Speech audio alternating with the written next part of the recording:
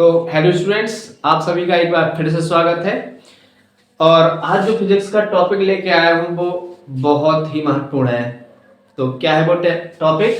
वो है गति, यानी कि मोशन। तो सबसे पहले जब हम किसी टॉपिक को पढ़ते हैं तो हमें उसकी डेफिनेशन पता होनी चाहिए कि गति है क्या, मतलब मोशन क्या है, व्हाट इज मोशन। तो देखिए, जब किसी वस्तु की समय के साथ स्थिति में परिवर्तन होता है, तो स्थिति में परिवर्तन होता है तो उस वस्तु को हम कहते हैं कि वह वस्तु गतिमान है या गति में है, इन मोशन। जैसे अगर कोई वस्तु यहां रखी और इधर ही रखी रहे, उसकी स्थिति में परिवर्तन ही ना हो, तो क्या वो वस्तु गतिमान कहलाएगी? नहीं कहलाएगी। तो जब तक किसी वस्तु की स्थिति में कोई परिवर्तन नहीं होता है तब तक वो वस्तु गतिमान नहीं मानी जाती है। तो गतिमान वस्तु वो होती है जब उसकी स्थिति में परिवर्तन हो, वो भी समय के साथ, क्योंकि समय तो लगातार चल ही रहा है। अगर आप एक सेकंड या सेकंड का कुछ पार्ट भी अगर निकलता है तो वो भी समय के साथ ही कहलाएगा।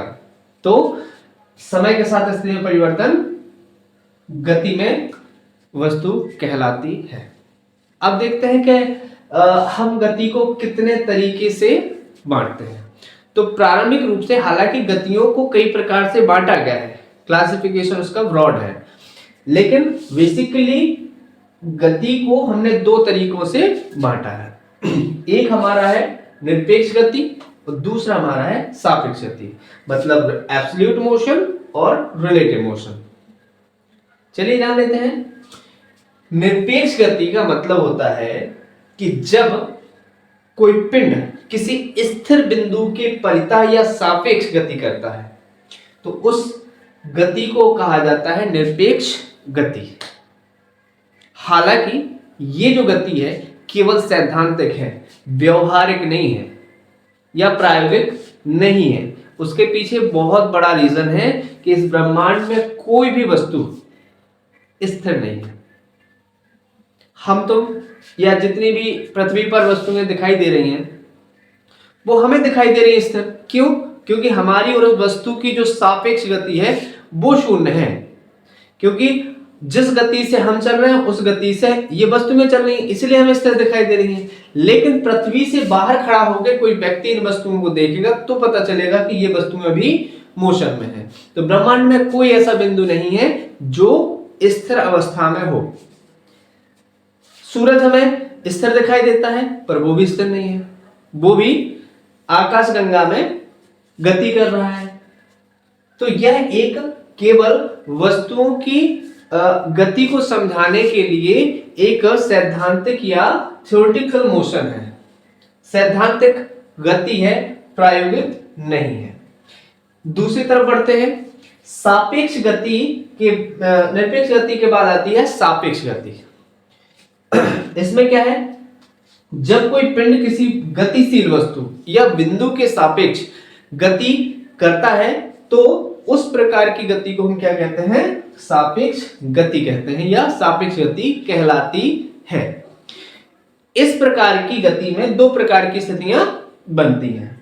जब हम दो गतिशील वस्तु में ले रहे हैं या दो गतिशील पिंड ले रहे हैं तो हो सकता है कि वो दोनों एक ही डायरेक्शन में जा रहे हो सकता है कि वो एक इस तरफ और एक इस तरफ वस्तु गति कर रही हो। तो दो स्थितियां बनती हैं। एक, जब दोनों की गति की दिशा समान हो और जब दोनों की गति की दिशा विपरीत हो, तो ये दो स्थितियां बन सकती हैं।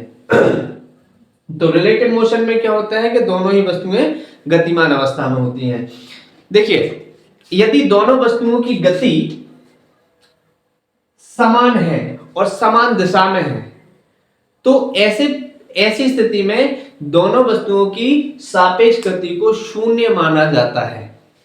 और अगर हमें सापेक्ष गति निकालना हो तो दोनों वस्तुओं की गतियों को आपस में घटाना पड़ता है जब दोनों की दिशा कैसी हो? समान हो। लेकिन जब दिशाएं विपरीत होती हैं तब जाके हमें दोनों की गतियों को जोड़ना पड़ता है। ये जो गति है वो पूर्णतः प्रायोगिक है और व्यवहारिक है। क्यों? क्योंकि अपने दैनिक जीवन में भी हम इस प्रकार की गति का अनुभव करते हैं। जैसे हम बस में बैठे जा रहे हैं, साथ में एक और बस आके बगल में उतनी ही गति से चलने लगे, तो उसमें बैठी सवारियां आपस में बात कर सकती हैं और ऐसा प्रतीत होगा कि बगल वाली बस बिल्कुल रुकी हो और हमारी भी बस रुकी हो। तो ये है। अच्छा, दूसरी चीज, हम अगर 60 की स्पीड से जा रहे हैं गाड़ी से और सामने से भी 60 की स्पीड से कोई गाड़ी निकलती है, तो हमें ऐसे प्रतीत होता है कि जो सामने वाली गाड़ी निकली है वो 120 की स्पीड से निकली हो। ये सब कमाल है सापेक्ष गति का। तो गति के अगले क्लासिफिकेशन में हम नेक्स्ट वीडियो में आपसे मिलते हैं। ये हमारी क्लास फर्स्ट थी, गति प्रथम। अगला जो इस सीरीज में गति सेकंड आएगी, जिसमें हम गति का और ब्रॉड क्लासिफिकेशन करेंगे। तब तक के लिए नमस्कार, थैंक यू वेरी मच।